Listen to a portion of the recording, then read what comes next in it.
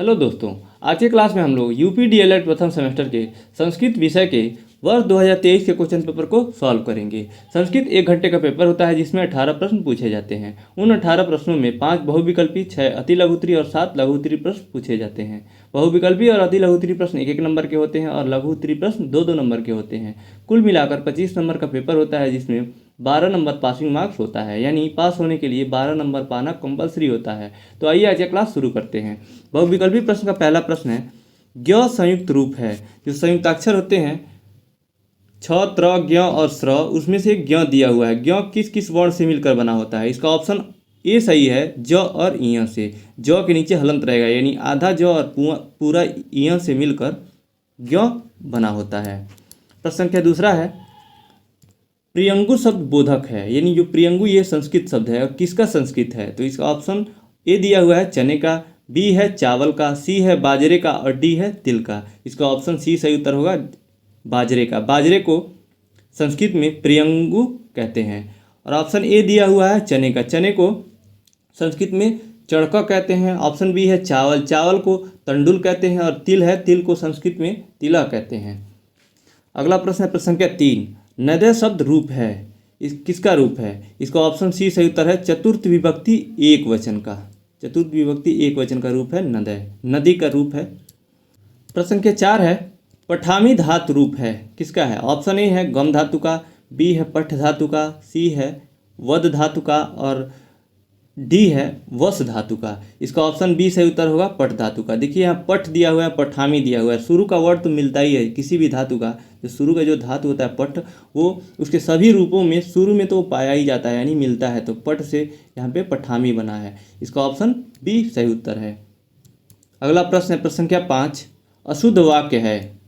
अहम पठामी, बी है मोहना गच्छति, सी है महाम फलम आनया और डी है मम स रामेश गच्छति। इसका ऑप्शन सी और डी दोनों गलत है। देखिए यहाँ पे ऑप्शन सी में यहाँ महाम नहीं होना चाहिए, यहाँ पे सुटेबल महाम नहीं बैठता है। और डी में यहाँ पे मम नहीं होना चाहिए, मम स रामेश गच्छति। यहाँ पे मम मतलब होता है मेरा, मतलब मेरा साथ रामेश जाता है। तो ये मेरा साथ नहीं होता है, मेरे साथ होता है। यहाँ पे मया होता है, मया का अर्थ होता है मेरे साथ, मेरे। तो ये सही होता है। तो इसका जो ऑप्शन सी और डी है दोनों सही उत्तर होगा, क्योंकि दोनों गलत अशुद्ध है यानी। तो इसके बाद हम लोग अति लघु उत्तरीय प्रश्नों को पढ़ेंगे। अति लघु उत्तरीय प्रश्न का पहला प्रश्न है, अधोलिखित का संस्कृत लिखिए। किसका किसका? पहला है सरसों का, शरीफा, कटहल, पीपल। इन सब का संस्कृत शब्दों में, संस्कृत में क्या होता है, सरसों, शरीफा और कटहल को क्या कहते हैं, सबको लिखना है। तो सरसों को संस्कृत में सरसप और या सरसप कहते हैं, और शरीफा को सीताफलम, और कटहल को पनसह, और पीपल को अश्वत्थः। अश्व आधा त थ रहेगा, अश्वत्थः। देखिए और जो यहाँ पे कन्फ्यूजन ना हो, थोड़ा सा भी मिस्टेक होगा तो ये गलत हो जाएगा। इसके लिए मैंने यहाँ पे ऐड कर दिया हुआ, अश्वत्थः होता है कटहल का रूप, ये मैंने यहाँ लिखा हुआ है, यहाँ से आप देख सकते हैं। प्रश्न संख्या 7 है, निम्नलिखित का नाम हिंदी में लिखिए। प्लसह, पलासह, तुम्बी, अमृत फलम। तो इसका उत्तर हो जाएगा, प्लसह को वट वृक्ष या गूलर कहते हैं, यानी गूलर के वृक्ष को प्लसह कहते हैं। और पलासह को ढाक, और तुम्बी दिया है, तुम्बी को लौकी कहते हैं। अमृत फलम का हिंदी हो जाएगा नाशपाती। अगला प्रश्न है प्रश्न संख्या 8, किन्हीं 2 पशुओं के नाम संस्कृत में लिखिए। तो उत्तर हो जाएगा किन्हीं 2 पशुओं के नाम। पहला होगा गाय, गाय को गौवा कहते हैं। और भैंस भी लिख सकते हैं, भैंस को महिषी कहते हैं। नहीं तो आप शेर को सिंह कहते हैं और कुत्ता को कुकुरा। यानी आपको यहाँ पे संस्कृत में नाम लिखना है। आप चाहें तो केवल ये संस्कृत शब्द ही लिख सकते हैं, लेकिन इसको और स्पष्ट करने के लिए इसको हिंदी में भी लिख देंगे। टाइम इसमें ज़्यादा नहीं लगेगा, 3 ही वर्ड लिखना है, इससे और स्पष्ट हो जाएगा।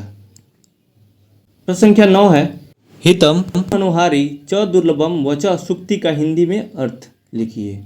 उत्तर, हितम मनोहारी च दुर्लभम वच का हिंदी, हितकारी और प्रिय लगने वाली बात एक साथ संभव नहीं होती, ये इसका अर्थ हो जाएगा।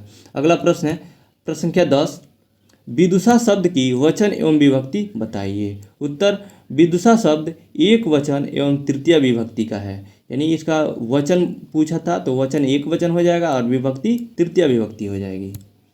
अगला प्रश्न है प्रश्न संख्या 11। भगवत शब्द का पुल्लिंग और स्त्रीलिंग दोनों में प्रथमा विभक्ति के सभी वचनों के रूप लिखिए। तो उत्तर देखिए, पुल्लिंग पूछा हुआ है और स्त्रीलिंग भी पूछा हुआ है, तो यहाँ पे मैंने पुल्लिंग भी ऐड किया है और स्त्रीलिंग, और कि दोनों में प्रथमा विभक्ति, तो दोनों का प्रथमा विभक्ति ये है। ये सभी वचनों को, तो एक वचन, द्विवचन, बहुवचन जैसे पूछेगा वैसे आप चार्ट बना के और लिख देंगे। ये सिस्टमेटिक लिखने का तरीका है, ऐसे लिखेंगे तो थोड़ा बहुत गलत भी होगा तो आपको नंबर मिल जाएगा। तो सबसे पहले भगवत शब्द का पुल्लिंग का प्रथमा विभक्ति देखते हैं। एक वचन में उसको भवान बोलते हैं, द्विवचन को भवन्तः और बहुवचन में भवन्तः। और इसका स्त्रीलिंग का प्रथमा विभक्ति का एक वचन हो जाएगा भवती, द्विवचन भवत्यः और बहुवचन भवत्यः, ये भवत्यः है, तो ये हो जाएगा। इसके बाद हम लोग लघु उत्तरी प्रश्न को पढ़ेंगे। लघु उत्तरी प्रश्न का पहला प्रश्न है 5 से 15 तक गिनती संस्कृत में लिखिए। उत्तर 5 से 15 तक गिनती, तो मैंने 1 से 15 तक ऐड कर दिया है, आप 5 से 15 तक लिख लीजिएगा।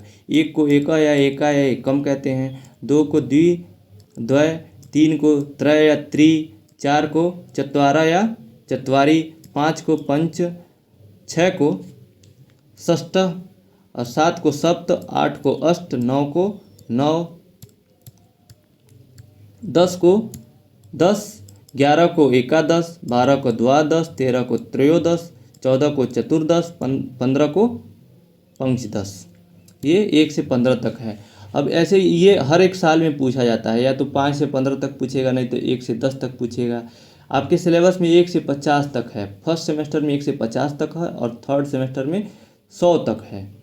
तो आप अगर जो 1 से 50 तक भी तैयार कर लेते हैं तो आपका काम चल जाएगा इस सेमेस्टर में। अगला प्रश्न है प्रश्न संख्या 13, संस्कृत के माहेश्वर सूत्रों को लिखिए। ये चूंकि लघु उत्तरी प्रश्न का है, इसमें थोड़ा सा लिखना पड़ेगा, 50 वर्ड या उससे ज़्यादा में लिखना रहता है। तो इसका उत्तर हो जाएगा, संस्कृत में 14 माहेश्वर सूत्र होते हैं जो निम्न है। पहला है अ ई उ ड़, दूसरा रील री क, तीसरा ए ओ हंग, चौथा ए औ च, पांचवा ह य व र ट, छठवां ल ड़ और सातवां अ म अंग ड़ न म। ये आप इसको कई बार लिख के जब तैयार करेंगे तब ये जाके तैयार होगा। और 8वां है झ भ य, 9वां घ ढ ध स, 10वां ज ब ग ड द स और 11वां ख फ छ ठ थ च ट त व, 12वां क प य, 13वां स स स र और 14वां ह और ल। ये 14 माहेश्वर सूत्र हो जाएंगे। प्रश्न संख्या 14 है, संस्कृत भाषा के महत्व पर 5 वाक्य संस्कृत भाषा में लिखिए। देखिए, महत्व को लिखना है लेकिन संस्कृत में ही लिखना है, तो उत्तर हो जाएगा इसका संस्कृत भाषा के महत्व पर 5 वाक्य। पहला है सर्वासामेतासा भाषाणाम इय जननी। अब तो आप ये संस्कृत में है लेकिन इसका आप हिंदी में अर्थ भी समझते जाइए, नहीं तो आपको पता नहीं चलेगा ये क्या लिखा हुआ है। और जो आपको संस्कृत आता होगा तो ठीक है, लेकिन मैक्सिमम लोग होंगे जिनको संस्कृत उनका बैकग्राउंड नहीं होगा। इसका हिंदी में अर्थ होगा सभी भाषाओं की जननी है, यानी संस्कृत जो भाषा है सभी भाषाओं की जननी है। दूसरा है संस्कृत भाषा विशेष सर्वासु भाषासु प्राचीनतम भाषा अस्ति। इसका अर्थ हुआ हिंदी में संस्कृत विश्व की सभी भाषाओं में सबसे प्राचीन भाषा है। और तीसरा है संस्कृत भाषा भारतस्य प्राणभूता सा अस्ति, राष्ट्र ऐक्य च साधमती भाषा अस्ति। इसका हिंदी ट्रांसलेट हुआ संस्कृत भाषा जीवन धारा और राष्ट्र को एकता प्रदान करने वाली भाषा है। और चौथा वाक्य है, यानी चौथा महत्व है, संस्कृत भाषा सर्वे जानाम आर्याणाम सुलभा शोभना गरिमामयी च संस्कृत भाषा वाणी अस्ति। इसका अर्थ हुआ संस्कृत भाषा हम सभी जानते हैं कि संस्कृत आर्यों की सहज, सुंदर और गरिमामयी भाषा है। और 5वां महत्व हो जाएगा संस्कृत भाषा का, संस्कृत भाषा में संरक्षणार्थ वयम संस्कृत पठन प्रचरणम च अवश्यम करणीयम। तो इसका अर्थ हुआ संस्कृत भाषा को संरक्षित करने के लिए हमें संस्कृत पढ़ना और अभ्यास करना चाहिए। तो ये जो 5 वाक्य पूछा था संस्कृत भाषा के महत्व पर हमने यहाँ बता दिया। प्रश्न संख्या 15 है, संस्कृत शिक्षण की प्रमुख विधियों का उल्लेख कीजिए। उत्तर, संस्कृत शिक्षण की प्रमुख विधियाँ निम्न हैं। पहला है प्रश्नोत्तर विधि, दूसरा है चित्र विधि, तीसरा प्रोजेक्ट विधि, चौथा आगमन विधि, पांचवा करके सीखना, छठवां शोध विधि, सातवां संश्लेषणात्मक तथा विश्लेषणात्मक, आठवां डाल्टन विधि, नौवां है निगमन विधि। तो आप कोई भी विधि लिखेंगे संस्कृत शिक्षण की प्रमुख विधियों में तो सही होगा, क्योंकि जैसे अन्य सब्जेक्ट पढ़ाए जाते हैं सभी विधियों के माध्यम से, वैसे ही उन्हीं विधियों के माध्यम से संस्कृत का भी शिक्षण किया जाता है। तो ऐसा कोई ज़रूरी नहीं है कि संस्कृत को पढ़ाने के लिए कोई स्पेशल विधि लगती है। तो जो भी विधि आप लिखेंगे वो सब सही होगा। ये लघु उत्तरी का प्रश्न है तो इसमें थोड़ा सा आपको लिखना पड़ेगा, तो 3 विधियों के बारे में लिख देंगे जिससे कि 50 वर्ड से ज़्यादा उत्तर हो जाए। तो पहला लिखेंगे प्रश्नोत्तर विधि। इसमें प्रश्नकर्ता से ही प्रश्न किए जाते हैं और उनके उत्तरों के आधार पर ही उसी से प्रश्न करते करते अपेक्षित उत्तर निकलवा लिया जाता है। यानी प्रश्नोत्तर विधि से बच्चों से प्रश्न करके और उन्हीं के माध्यम से उत्तर तक पहुंचा जाता है। दूसरा है चित्र विधि। इस विधि में बच्चों को चित्रों के माध्यम से पढ़ाया जाता है, जैसे आम का चित्र दिखाकर आम लिखना तथा बोलना सिखाया जाता है। तीसरा है प्रोजेक्ट विधि। इस विधि से पढ़ाने के लिए पहले कोई समस्या ली जाती है जो प्रायः छात्रों द्वारा उठाई जाती है और उस समस्या का हल करने के लिए उन्हीं के द्वारा योजना बनाई जाती है और योजना को स्वाभाविक वातावरण में पूर्ण किया जाता है। अगला प्रश्न है प्रश्न संख्या 16, अनुकरण वाचन और स्वस्वर वाचन से आप क्या समझते हैं। उत्तर, अनुकरण वाचन कक्षा में शिक्षक के वाचन के उपरांत बच्चों द्वारा दोहराया जाना अनुकरण वाचन कहलाता है। यानी टीचर का सुन के वही बोलना पढ़ना, ये सब अनुकरण वाचन के अंतर्गत आ जाएगा। और दूसरा है स्वस्वर वाचन। स्वर के साथ पढ़ते हुए अर्थ ग्रहण करने को स्वस्वर वाचन कहते हैं, अथवा आवाज़ के साथ जोर जोर से पढ़ना स्वस्वर वाचन कहलाता है। तो ये अंतर हो जाएगा दोनों में। प्रश्न संख्या 17 है, संस्कृत में लिंग के भेद को सोदाहरण लिखिए। उत्तर, संस्कृत में लिंग 3 प्रकार के होते हैं, पुल्लिंग, स्त्रीलिंग और नपुंसकलिंग। अब पुल्लिंग क्या होता है। पहला है पुल्लिंग, शब्दों के जिस रूप से किसी व्यक्ति या वस्तु के पुरुष जाति का बोध होता है उसे पुल्लिंग कहते हैं, जैसे सूर्य, देव, शिव, काल इत्यादि। दूसरा है स्त्रीलिंग, शब्दों के जिस रूप से किसी व्यक्ति या वस्तु के स्त्री होने का बोध होता है उसे स्त्रीलिंग कहते हैं, जैसे लक्ष्मी, शिवा, विंशति, नदी आदि। आदि नहीं है, आदि है। और तीसरा है नपुंसकलिंग। कुछ शब्द ऐसे होते हैं जिन्हें पुल्लिंग और स्त्रीलिंग दोनों में नहीं रखा जा सकता है, उसको नपुंसकलिंग कहते हैं, जैसे महत्वम, सौंदर्य, माधुर्यम, दानम इत्यादि। ये सभी नपुंसकलिंग है।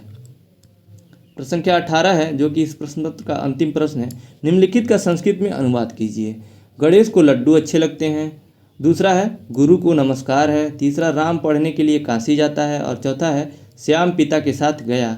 इसका संस्कृत में अनुवाद होगा, पहला है गणेश को लड्डू अच्छे लगते हैं, तो इसका संस्कृत होगा गणेशाय मोदक रोचते। दूसरा है गुरु को नमस्कार है, गुरुएम नमः संस्कृत में हो जाएगा। और तीसरा है यानी सी दिया है, राम पढ़ने के लिए काशी जाता है, तो इसका संस्कृत में हो जाएगा राम अध्ययनार्थ काशी गच्छति। और चौथा है श्याम पिता के साथ गया, इसका संस्कृत में अनुवाद होगा श्याम पित्रा स आगच्छति, अगच्छति है। तो इसी के साथ आज का प्रश्न पत्र यहीं समाप्त होता है। डिस्क्रिप्शन बॉक्स में प्रथम सेमेस्टर के सभी विषय के प्रीवियस ईयर 2023 से 2016 के प्लेलिस्ट का लिंक दिया हुआ है, उस पर क्लिक करके आप देख सकते हैं। और राजन सीरीज के भी सभी सब्जेक्ट का प्लेलिस्ट का लिंक दिया हुआ है, उस पर भी क्लिक करके आप राजन सीरीज देख सकते हैं। इस वीडियो को देखने के लिए आपका बहुत बहुत धन्यवाद दोस्तों।